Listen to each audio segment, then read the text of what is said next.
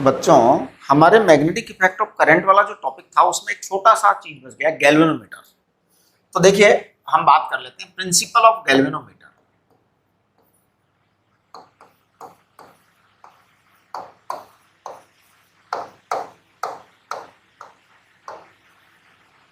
तो क्या है, बड़ा सिंपल सा प्रिंसिपल है।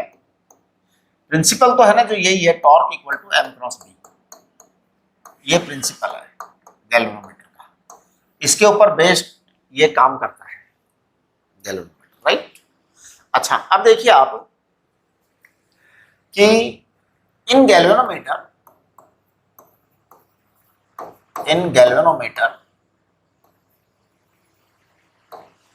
a coil is placed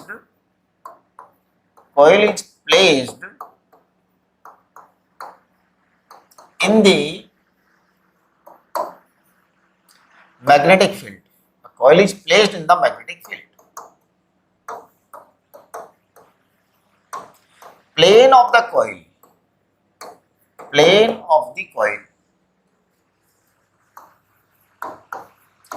be in the plane of B vector और पैरेलल टू B वेक्टर, है ना। B parallel to B vector लिखो, ज्यादा अच्छा लगेगा, है ना।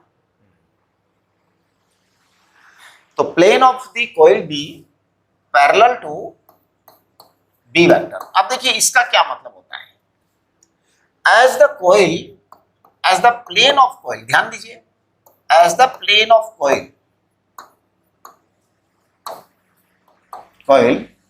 initially, as the plane of coil initially we keep parallel to B vector. So the M vector will become L vector will become क्या बात है,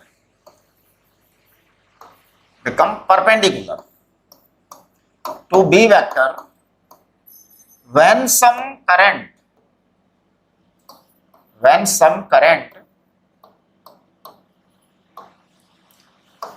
is made to flow in the coil.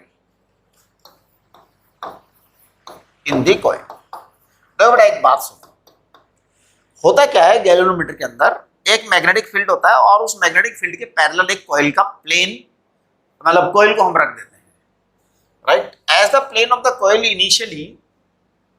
Initially comma we keep parallel to B vector, so the M vector will become perpendicular to B vector when some current is made to flow in the coil. तो आप बात को समझिए, जैसे मान लो ये आपका एक N पोल है, नॉर्थ पोल, उसके अंदर होता है गैल्वेनोमीटर जो है ना, आपके लेबोरेटरी में जो गैल्वेनोमीटर है, अगर आप उसको खोलेंगे तो उसके जो है ना कैबिन वगैरह जब आप हटाएंगे तो उसके अंदर आपको दिखेगा N और S जो है ना, दो पोल्स होते हैं, मैग्नेटिक पोल्स, राइट। अब इन मैग्नेटिक पोल्स में मैग्नेटिक फील्ड लाइंस ऐसे बहती हैं, देखो ऐसे बहती हैं। हम इसके अंदर एक कोयल रखते हैं और वो कोयल का प्लेन इसके पैरेलल रखते हैं, यानी कोयल भी इसी प्लेन में रखते हैं। अब आप देखना क्या होने वाला है। ये हमने एक कोयल बनाई है, रेक्टेंगुलर कोयल बना दे रहा हूं मैं। ऐसा कोई नियम नहीं है कि रेक्टेंगुलर कोयल हो, मतलब कैसी भी कोयल हो सकती है, वो तो अलग अलग मेक के गैल्वेनोमीटर आते हैं। अब देखिए ये इस तरह से यहाँ पर दो एंड है। ये जो कोयल होती है इसके अंदर इस कोयल को एक स्प्रिंग पर फिक्स किया जाता है, ये आपका वो करंट होता है जो आपको नापना है। तो ये इनपुट करंट के दो टर्मिनल होते हैं, एक तरफ से करंट जाता है और एक तरफ से करंट वापस आता है। तो I क्या है, I is current which is to be measured. I वो करंट है जिसको मेजर करना है। होता क्या है यहां पर कि जैसे ये गैल्वेनोमीटर में आपके नॉर्थ और साउथ पोल है, तो ये आपका मैग्नेटिक फील्ड हो गया, ये आपकी कॉइल हो गई। और हमने क्या कहा कि initially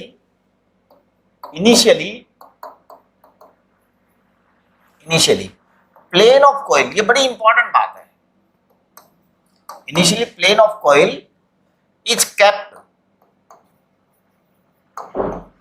parallel to B vector, so m vector will be perpendicular to b vector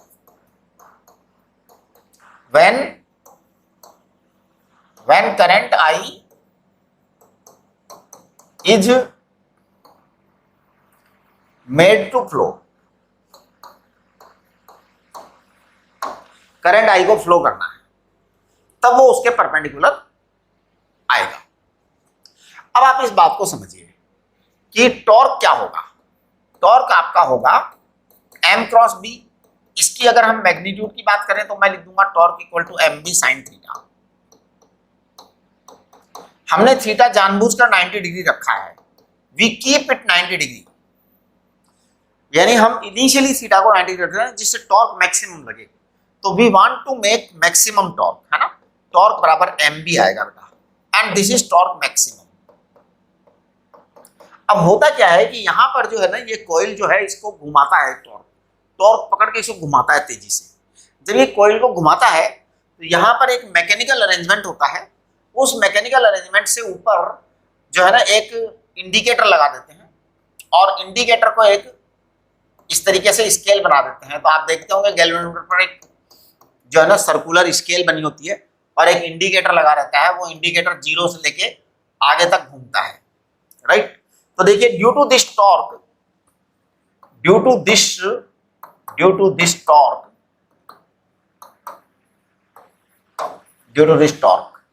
coil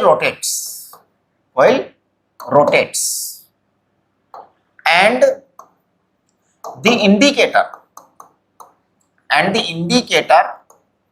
attached with the coil,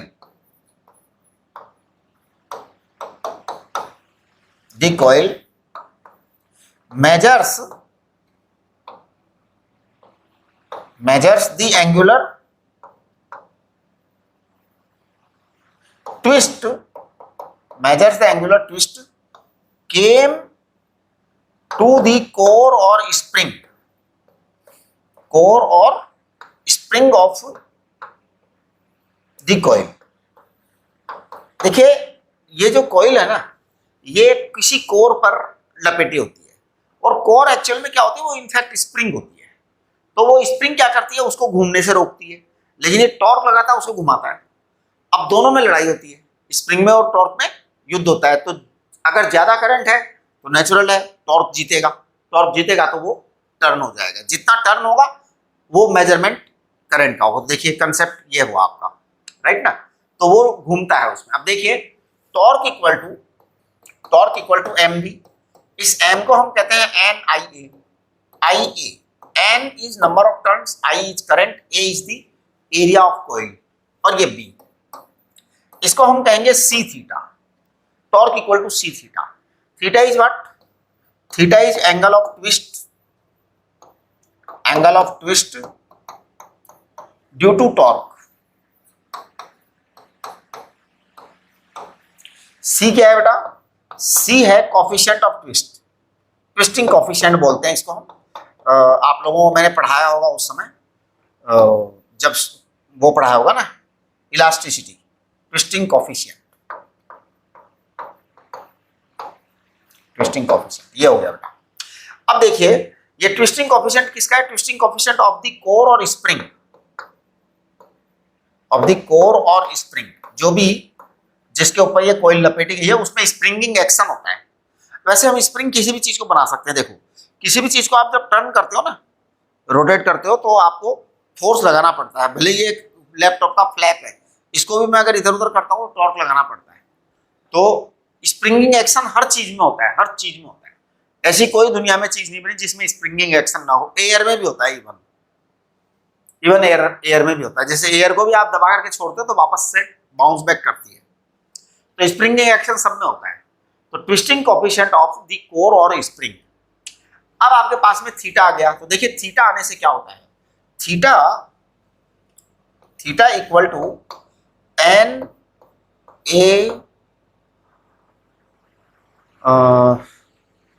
B I upon C, check करना, theta equal to N A B I upon C, वहां से। अब ये N A B upon C जो है ना, ये constant है मैग्नेट उसका, गैल्वेनोमीटर का। नंबर ऑफ टर्न्स कांस्टेंट है, area of the coil constant होता है, बी जो है वो कॉइल कांस्टेंट होता है, C B twisting coefficient constant ही होता है एक कोर का, तो ये सब कांस्टेंट क्वांटिटी है। तो हम कहेंगे theta proportional to I. This is the principle of galvanometer, कि थीटा जितना ज्यादा होगा उतना करंट होगा। तो this is the measuring principle, this is the measuring principle of galvanometer.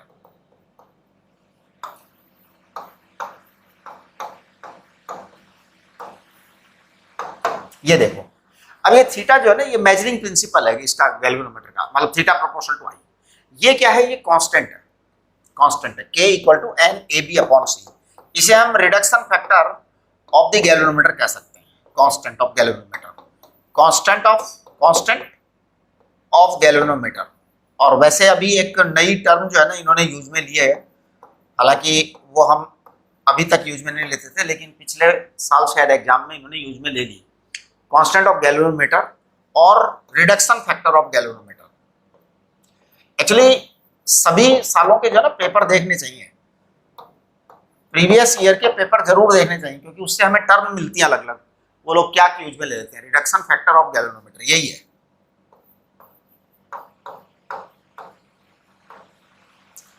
अब आप ध्यान दीजिए,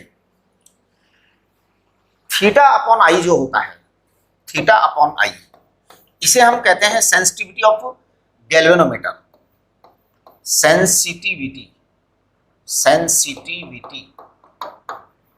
ऑफ गैल्वेनोमीटर और अमीटर, गैल्वेनोमीटर और अमीटर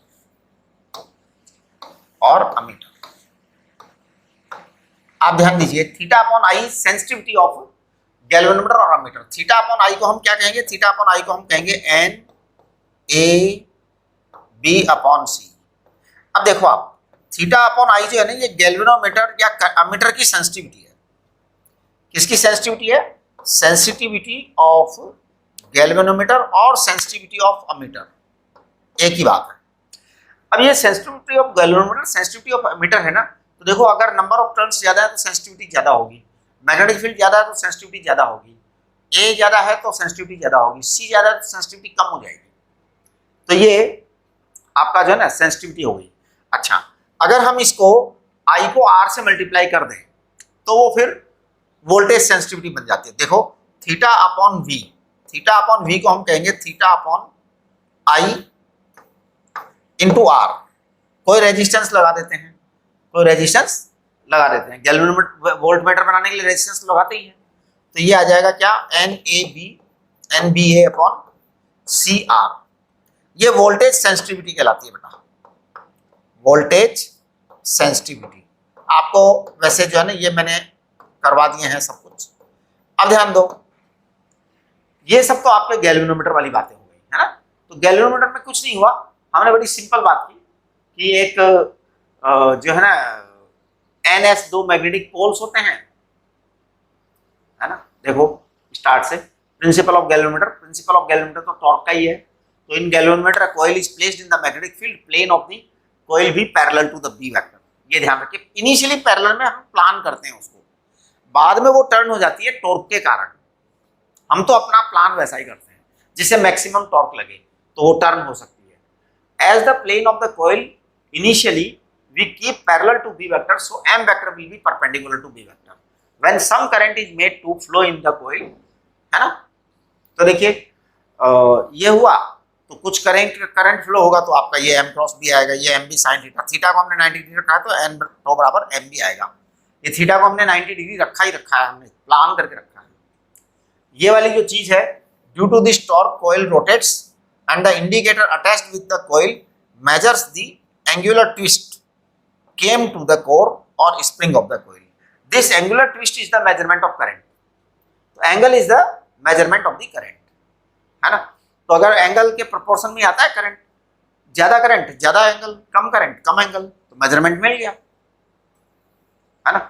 ये आपके पास में आ जाएगा वोल्टेज सेंसिटिविटी। अब देखिए इसके बाद में, हालांकि मैं पहले बता चुका हूं आपको, लेकिन एक बार तेज स्पीड से दोबारा बता देते हैं। गैल्वेनोमीटर टू अमीटर, देखो गैल्वेनोमीटर से अमीटर बदलने के लिए हम क्या करते थे कि गैल्वेनोमीटर के पैरेलल में एक बहुत छोटा सा रेजिस्टेंस लगा देते थे, शंट रेजिस्टेंस। देखिए आपको यही काम करना है हमेशा, कभी भी आपको कोई चीज याद नहीं रखनी है। I is the current to be measured, I क्या था, आई था current to be measured.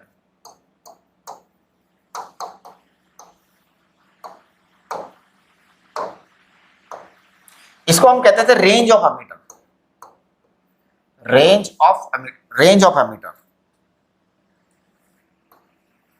Range of ammeter, ठीक है ना। अब देखिए आईजी जो है वो ये अंदर, इसके अंदर जाने वाला करंट है, आईएस यहां पर है शंट करंट, ये एस शंट रेजिस्टेंस है, राइट। तो देखिए आईजी को हमने क्या क्या कहा था वो ध्यान रखो आप। आईजी को हमने कहा था full scale deflection current, full scale deflection current, ये हमने आईजी को कहा था। और इसको हमने ये भी कहा था maximum permissible current, maximum permissible और अलाउएबल, है ना। परमिसिबल और अलाउएबल एक ही बात है, मैक्सिमम परमिसिबल करंट, राइट। अच्छा, ये सेफ करंट भी होता है, इसको अब अलग अलग वर्ड्स में बोल देते हैं, कभी एग्जाम के अंदर कुछ उल्टा पुल्टा वर्ड आ जाता है, फिर बच्चा समझ नहीं पाता और छोड़ जाता है, तो वो सब नहीं करना आपको। S is the shunt resistance, shunt resistance is always attached parallel, this is very very small resistance, shunt resistance, ठीक है ना। अब देखिए आई बराबर क्या आएगा, आई बराबर आपका आएगा आई जी प्लस आई एस, तो आई इक्वल टू आपके आ जाएगा I G common 1 plus I S upon I G. इसको हमने कहा था आई बराबर आई जी कॉमन है और 1 plus I S upon I G, इसको हम जी अपॉन एस बोलेंगे रेशियो के अंदर, रेजिस्टेंस रिवर्स होते हैं हमेशा, ठीक है। तो आई एस अपॉन आई जी है तो जी अपॉन एस किया हमने, ये आई जी आ गया आपका, ये आपका करंट आ गया, राइट। इस तरह से ये सब चीजें हो गई, तो ये आपका आई हो गया। इसी तरीके से आपका जो वोल्ट मीटर है उसके लिए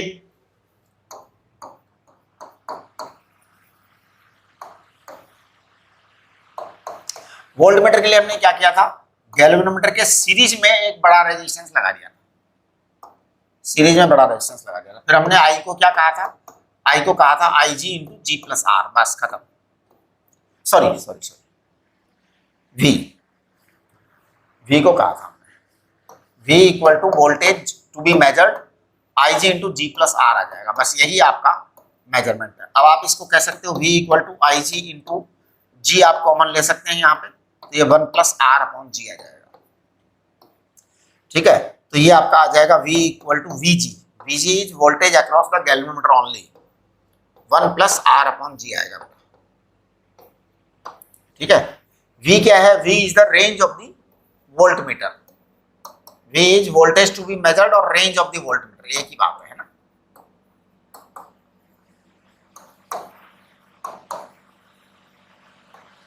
range of the voltmeter, right. तो ये सब आपका चैप्टर जो है, इसी के साथ इस चैप्टर का क्या हो जाता है, समापन समारोह हो जाता है। अब आप ध्यान दीजिए, फॉर्मूला चार्ट देखिए। सबसे पहले फॉर्मूला चार्ट है, क्वेश्चन नंबर 19 एंड 20 आपको करना था, ठीक है। 18 में कराऊंगा, मैंने कहा था कि ये सारे सवाल कराने के बाद हम 18 क्वेश्चन को मैं कराएंगे, तो वो करवा देंगे।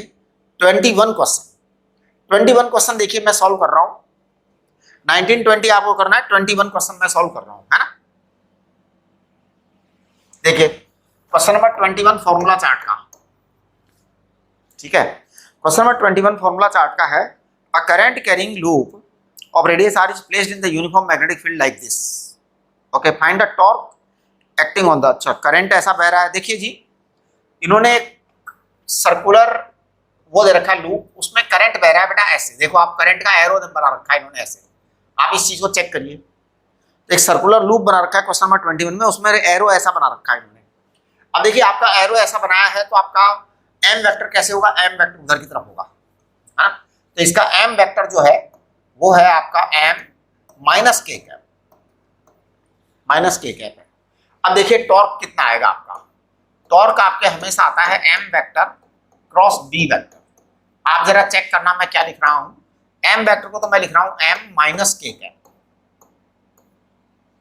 क्रॉस बी को मैं लिख रहा हूं बी, एक मिनट जरा इनका एंगल बताना कितना है, 45 डिग्री है ना, हाँ तो 45 डिग्री है तो B i cap upon root 2 plus j cap upon root 2। देखो मैंने यूनिट वेक्टर लिख दिया,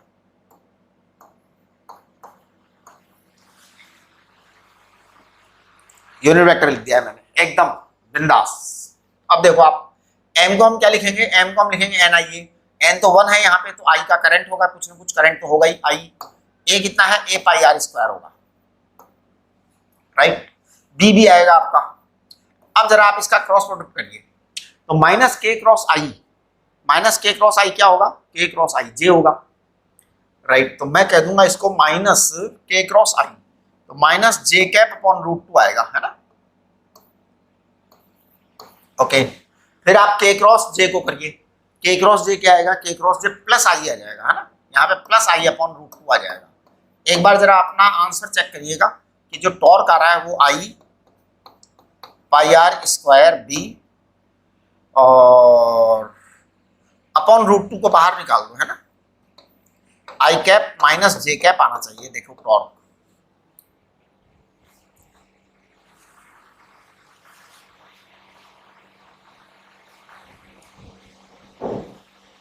ये जो क्वेश्चन है ना इसमें, अच्छा आई बराबर 1 एम्पियर दे रखा है, आई बराबर 1 एम्पियर दिया हुआ है बेटा, आप 1 एम्पियर रख दीजिए आई बराबर, तो ये पाई आ जाएगा। अब क्या आप आंसर तो आएगी आपका, आई बराबर 1 एम्पियर आप रखते रहिए, चलिए ठीक है। This was question number 21। अब देखिए क्वेश्चन नंबर 22 कर रहा हूं मैं। A wire of mass m has the shape of a ring of radius r. The wire is placed in xy plane and it is free to rotate about a diameter which is parallel to the x-axis and it carries a current I. A uniform magnetic field B is switched on along the y-axis. Find the angular speed acquired by the ring as it rotates by 90 degree. देखो बेटा question number 22 देखो, question number 22 ये आपकी एक इन्होंने circular ring दी है और x axis ये दिया है ना। अच्छा बी वेक्टर दिया है वाई एक्सिस के अलोंग, बी वेक्टर दिया है वाई एक्सिस के अलोंग, यानी कि बी क्या है J cap, B J cap, correct, okay. अब देखिए बी तो इन्होंने दे दिया वाई एक्सिस के अलोंग, लेकिन इनका जो करंट फ्लो हो रहा है carries current I X Y plane के अंदर है। अब करंट आई पता नहीं कैसे है, जैसे भी है आप किसी भी डायरेक्शन में करंट मान लो कोई फर्क नहीं पड़ेगा, वो आंसर जो है ना सेम आएगा, क्योंकि हमें ओमेगा निकालना है तो हम एनर्जी कंजर्वेशन लगाएंगे। देखो आपका अगर ये मान लो डायरेक्शन ऑफ करंट है तो बताओ क्या आएगा, आपका जो है ना एम वेक्टर अंदर आएगा, तो मैं कह दूंगा M vector is equal to M minus K cap, ठीक है। अब देखिए आप पहले वाली सीन में आप U1 देखो, U1 is minus M vector dot B vector है, तो minus M vector, M vector की जगह है M minus K cap dot B vector कितना है, बी वेक्टर है आपका बी नॉट जे कैप, इसका मतलब ये जीरो आएगा बेटा, ये क्या आएगा जीरो आएगा। अब जीरो के चक्कर में ये जो है ना ये तो U1 तो जीरो आ गया, यानी it is initial potential energy, initial potential energy. अब देखिए यहाँ पर टॉर्क कितना है, टॉर्क जो है वो आएगा आपका M cross B, M cross B आपका टॉर्क आएगा। तो एम को मैं कह रहा हूं minus K cap cross B को मैं कह रहा हूं बी नॉट जे कैप, तो के क्रॉस जे क्या आएगा, के क्रॉस जे आपका फिर आई आ जाएगा, तो ये आ जाएगा M B naught I cap. इसका मतलब मैक्सिमम टॉर्क है ये, दिस टॉर्क इज मैक्सिमम, यानी जोरदार टॉर्क लगने वाला है, जोरदार टॉर्क लगने वाला है। तो ये कॉइल घूमेगी, ये कॉइल घूमेगी, आई एक्सिस के अलोंग टॉर्क लगेगा तो कॉइल घूमेगी। आप देखिए टॉर्क मैंने आपको पढ़ाया था 11th क्लास में, मैंने कहा था torque is axial vector, torque is axial vector. मैंने एक्सियल वेक्टर क्या क्या बताए थे, देखो थीटा वेक्टर को मैंने एक्सियल वेक्टर कहा था, ओमेगा वेक्टर को मैंने एक्सियल वेक्टर कहा था, एंगुलर वेक्टर को मैंने एंगुलर एक्सेलरेशन को एक्सियल वेक्टर कहा था, टॉर्क को मैंने एक्सियल वेक्टर कहा था, एंगुलर मोमेंटम को मैंने एक्सियल वेक्टर कहा था। याद करो, एक्सियल वेक्टर जिसकी डायरेक्शन अलोंग द एक्सिस होता है, इन्होंने एक्स एक्सिस को एक्सिस बोला है, और यहां पर टॉर्क आपका एक्सिस के अलोंग आ रहा है, यानी कि आपका टॉर्क लगेगा जोरदार। अब ये टॉर्क कैसे लगेगा, चाहो तो आप यहां पर फोर्स और यहां पर फोर्स का पता लगा सकते हो। ये करंट इधर है, बी इधर है, तो फोर्स कैसे लगेगा। फोर्स आपका क्या होता था, एक मिनट मैं थोड़ा सा समझाने के लिए बता रहा हूं, बाकी इसका यूज नहीं है सवाल के अंदर, सवाल में कुछ यूज नहीं है, सवाल में तो इस टॉर्क का भी यूज नहीं है, सवाल में तो इस टॉर्क का भी यूज नहीं है। आपको हमने एफ वेक्टर पढ़ाया था आई एल क्रॉस बी। तो देखो अगर मैं यहाँ पे टॉर्क का निशान लगा देता हूँ, तो सॉरी इस करंट का निशान लगा देता हूँ, ये करंट इधर की तरफ है, ये करंट आई कैप है ना, तो मैं कह दूंगा करंट आई, ये आई कैप है बेटा, और वो जे कैप है, तो आई क्रॉस जे क्या आएगा, के कैप। इसका मतलब आपका फोर्स उधर की तरफ लगेगा, इधर की तरफ, ये टर्न होगी, कोयल घूमेगी, और इसके तरफ फोर्स किधर लगेगा, माइनस के कैप, तो ये टर्न ऐसे होगी, कोयल इस तरह से घूमेगी, क्योंकि एक फोर्स इधर लग रहा है, एक फोर्स उधर लग रहा है, तो कोयल को घुमाएगा, ये कोयल को घुमाएगा, तो फाइनली जो है ना ये कह रहे हैं 90 डिग्री घुमाना है, 90 डिग्री घुमाना है, तो U2 बराबर आ जाएगा minus M vector dot B vector. 90 degree घुमाओगे तो ये जो आपका एम है ना, बी वेक्टर तो बदलने वाला नहीं है, आपका एम बदल जाएगा, क्योंकि कोयल 90 डिग्री घूम जाएगी, कोयल 90 डिग्री घूम जाएगी, तो आप इस एम को जो है माइनस जे कर दो या प्लस जे कर दो, कुछ नहीं, कोई फर्क नहीं पड़ने वाला है ना। हाँ, माइनस जे कर दो, प्लस जे कर दो, कोई फर्क नहीं पड़ता उससे, है बी नॉट जे कैप, वो तो वो ही रहेगा। तो ये आपका एम बी आ गया, ये देखो मैक्सिमम यू आ गया, ये मैक्सिमम यू आ गया, right. Initial potential energy zero थी, फाइनल पोटेंशियल एनर्जी इतनी है, फाइनल पोटेंशियल एनर्जी इतनी है। चेंज इन पोटेंशियल एनर्जी ही उसको क्या करेगी, स्पीड देगी, हमेशा ये ध्यान रखो। अच्छा, अब आप कहेंगे कि ये तो पोटेंशियल एनर्जी इंक्रीज हो गई, तो अब वो अपने उसके टॉर्क के अकॉर्डिंग होगा, इंक्रीज नहीं होगी, वो मतलब डिक्रीज ही होगी, है ना। आप देखना इसका जो है ना, इस कंडीशन में इसका टॉर्क कैसे लग रहा है, टॉर्क जो इस तरीके से लगेगा तो घूमेगी ये टॉर्क के चक्कर में, तो डेल्टा यू जो है ना वही आपके काइनेटिक एनर्जी आएगा, हमेशा याद रखो, डेल्टा यू बराबर काइनेटिक एनर्जी। अच्छा, यहाँ थोड़ा सा ये देखना होगा कि टॉर्क ऐसे घूमेगी ये कोयल, तो ये कोयल इधर फोर्स लगा, इधर फोर्स लगा, तो कोयल ऐसे आ जाएगी, अब इस प्लेन में कोयल आ जाएगी, आपका ये करंट इस तरह से बहेगा, क्योंकि ये कोयल उधर आ गई ना। एक मिनट जरा, ये जो कोयल है इसको आप ऐसे लिटा लो घुमा करके, तो ये वाला जो है एरो ये इधर आएगा, और ये वाला एरो इधर आएगा। अब इधर वाला एरो उधर जा रहा है, तो ये इस तरह से जाएगा, तो आपका ये जे है ना जो प्लस आएगा, ये एम प्लस आएगा, यानी कि वो आपका माइनस आएगा, तो आपका डेल्टा ई जो है काइनेटिक एनर्जी ये आएगा, डेल्टा यू। आप ऐसा भी कर सकते हो, total initial energy equal total final energy, total initial energy equal to total final energy, ऐसा भी कर सकते हो आप। देखिए अब टोटल इनिशियल एनर्जी कितनी है, यू जो जीरो है, और काइनेटिक एनर्जी भी जीरो है, half I omega square zero है ना। Total final energy minus M B naught plus half I omega square, check करो तो आपका हाफ आई ओमेगा स्क्वायर आएगा, हाफ आई कितना होगा, M R square by 2, diameter के अबाउट, रिंग का moment of inertia about the diameter, omega square, it is equal to M B, it is equal to M B naught. Check करिए आप, तो ये आपका 1/4 M R square omega square बराबर M कितना, M है आपका एन आई ए, तो आई आपका करंट है, और R square pi R square आपका एरिया है, बी नॉट।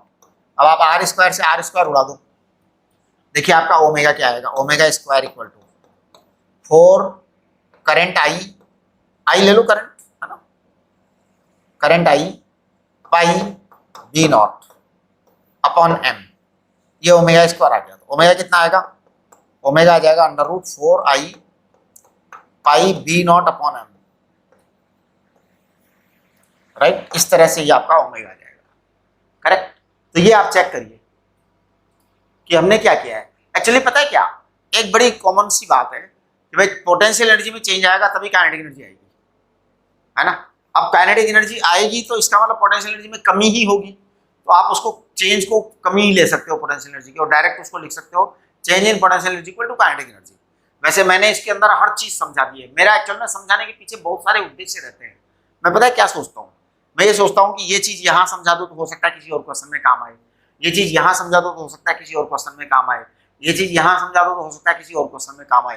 तो दिमाग में तो क्योंकि मल्टीपल क्वेश्चन होते हैं ना, तो कहीं भी यूज में आ सकता है। आप देखिए 23 क्वेश्चन देखो आप, look at question number 23।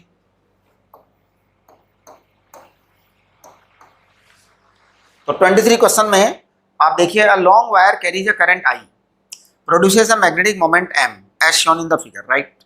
The coil is pivoted in a frictionless manner about the z-axis. Okay. The loop has mass M and its center of gravity is located at L distance. Constant magnetic field B is directed along the negative x-axis, right? Theta is 37 degree.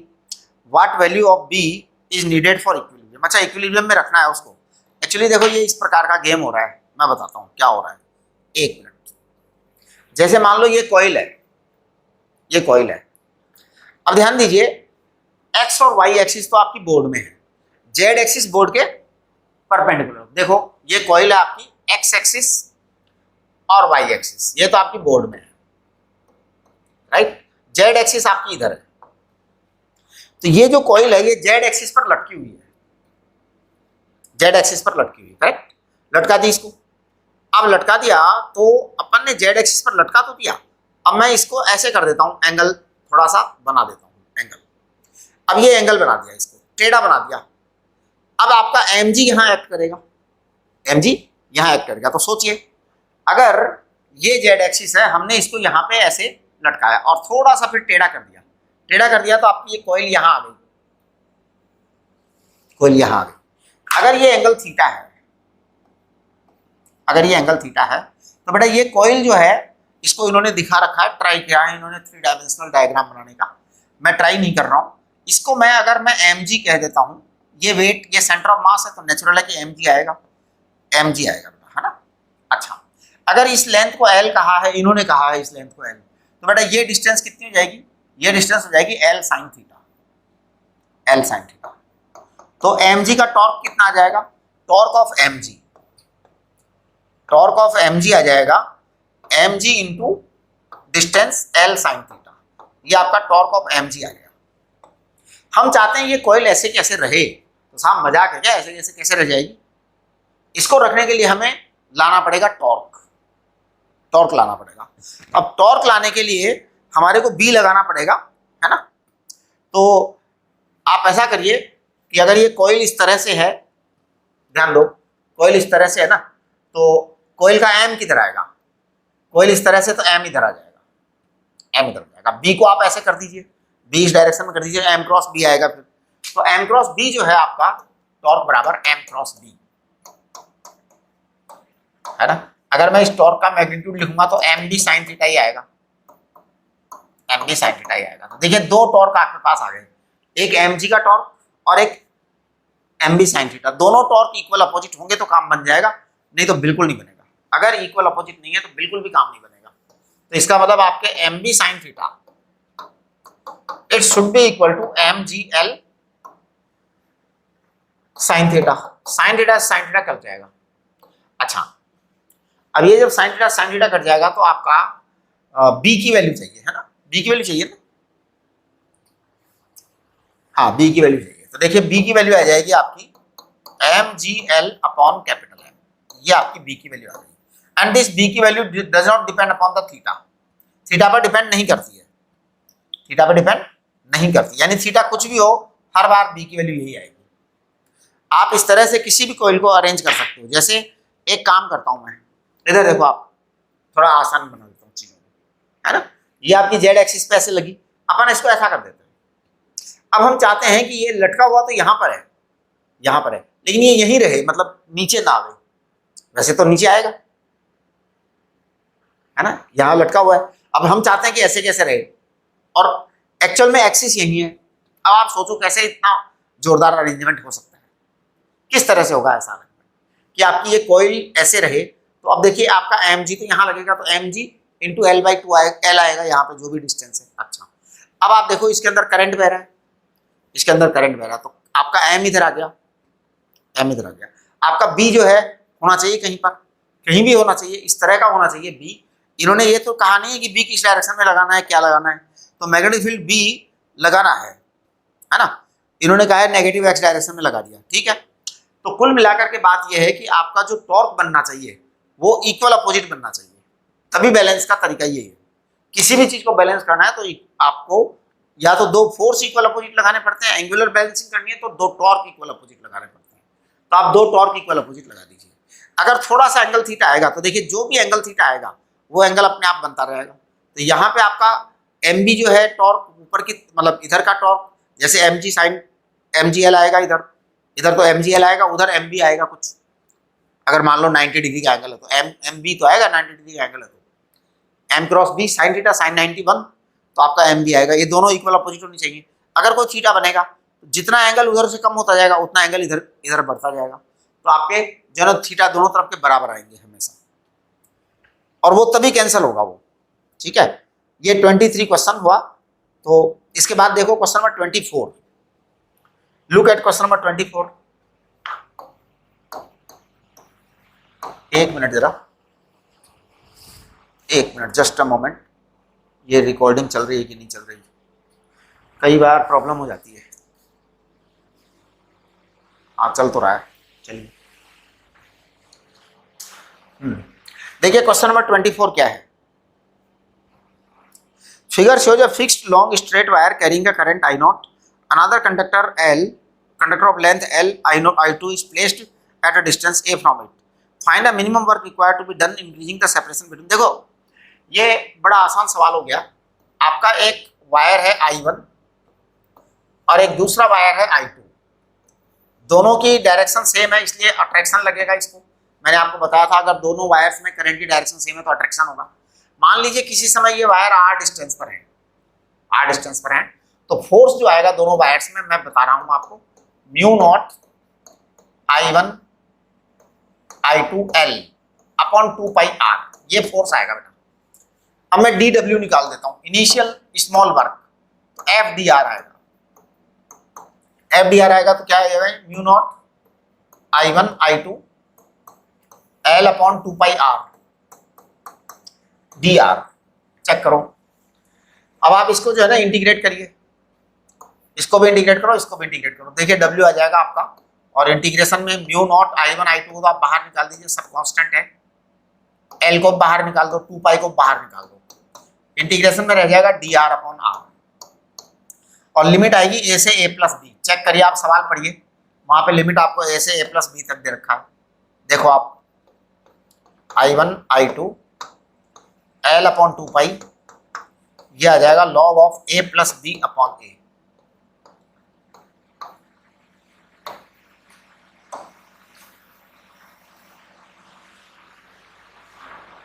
ठीक है, ये आपके पास में आएगा work. तो this is 24 question. चलिए question number 25, 26, 27 question जो नहीं ये मैं नहीं कराऊंगा, ध्यान दीजिए। 25 एंड 26 मैं कराऊंगा, 27 क्वेश्चन मैं नहीं कराऊंगा, आप अपने आप करिए, पूछ लेना मेरे से, नहीं बने तो ठीक है। 28 क्वेश्चन भी आप अपने आप करिए, मुझे कराने की जरूरत नहीं है। 29 क्वेश्चन जो है मैं करवा दूंगा, 30 क्वेश्चन आप अपने आप करिए, ठीक है। तो बस अब मेरा जो है ना ये काम हो गया। अगला लेक्चर जो है उसमें ये क्वेश्चन आएंगे और हम अगला चैप्टर स्टार्ट करेंगे, मैग्नेटिज्म एंड मैटर। आप लोग जो है ना DPP 19 तक कंप्लीट कर लो, ठीक है। चलिए नमस्ते।